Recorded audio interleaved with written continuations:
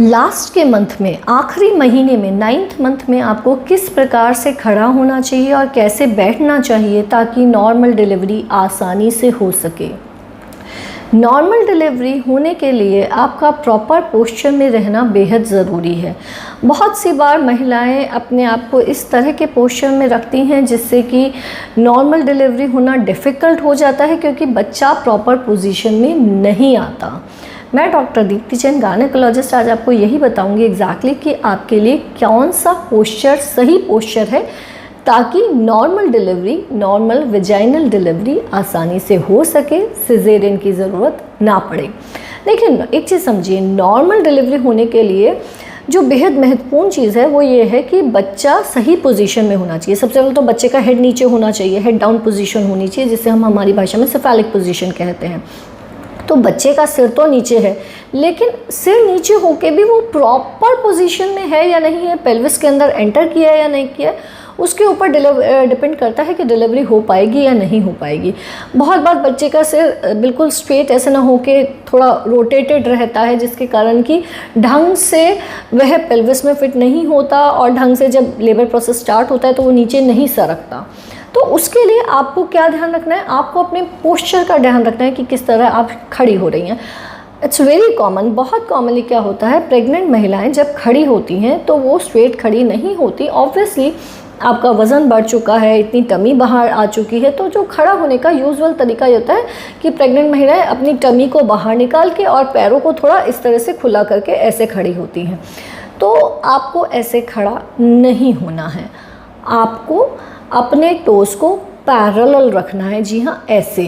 एक normal tendency है कि आप इस तरह से खड़ी होंगी जब आप अगर प्रेग्नेंट हैं, क्योंकि आपकी टमी बाहर निकली हुई है, आपका वेट बढ़ गया है। लेकिन आपको ध्यान रख के ऐसे खड़े होने की जगह कोशिश करना है कि जितना टाइम आप अपने टोस को, यानी कि पैरों के पंजों को जितना टाइम ऐसे पैरेलल रख पाएंगी तो बच्चा ज़्यादा अच्छे से पेल्विस के अंदर प्रॉपरली एंटर कर पाएगा। पहली चीज़। दूसरी चीज़, जब आप खड़ी हो रही हैं तो आपके हिप्स, आप ध्यान दीजिए कि आपके हिप्स और जो एंकल्स हैं वो एक लाइन के अंदर हों। That is important. बहुत कॉमनली ऐसा होता है कि महिलाएं पूरी की पूरी टमी बाहर निकली हुई है और हिप और एंकल एक पोजीशन में ना हो के काफ़ी डिस्टेंस पे हैं, तो वो नहीं होना चाहिए। ऑब्वियसली ऐसा नहीं है कि आप बिल्कुल स्ट्रेट खड़ी हो पाएंगी, लेकिन जितना आप कोशिश कर पाएँ हिप्स और एंकल को एक ही लेवल पे रख पाएँ तो that will be helpful. Another important thing कि जब आप बैठ रही हैं तो आप बिल्कुल स्लाउच ना कीजिए, यानी कि बिल्कुल जैसे कि बिल्कुल देखिए रिलैक्सेशन इम्पॉर्टेंट है, लेकिन एक प्रॉपर बैठ रही हैं तो एक स्ट्रेट प्रॉपर पोजीशन में बैठिए। That is also important. आप बिल्कुल हाथ पैर साइड में लटका के बिल्कुल ढीले ढंग से जो बैठती हैं ना, उससे भी जो पोजीशन होती है वो इतनी अच्छी नहीं आती। तो स्लाउच करने की जगह प्रॉपर बैक को स्ट्रेट रख के बैठने की कोशिश करेंगी तो भी आपका बच्चा प्रॉपर पेल्विस के अंदर एंटर कर पाएगा, क्योंकि बच्चे का पेल्विस के अंदर एंटर करना बहुत ज़रूरी है।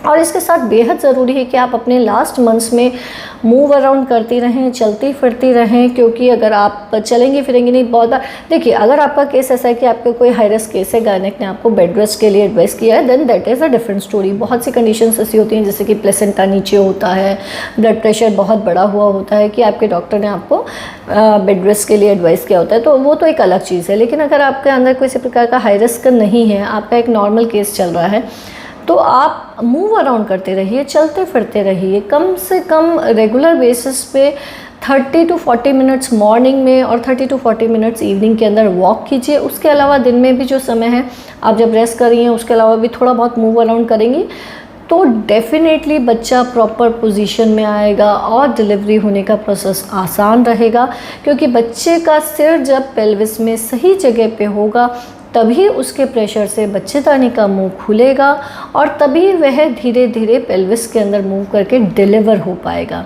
नहीं तो बिना फालतू सिजेरियन हो जाएगा। अगर आपको इसके अलावा कोई कन्फ्यूजन हो तो कमेंट बॉक्स में लिख के हमसे पूछ सकते हैं। चैनल को सब्सक्राइब कीजिए। धन्यवाद।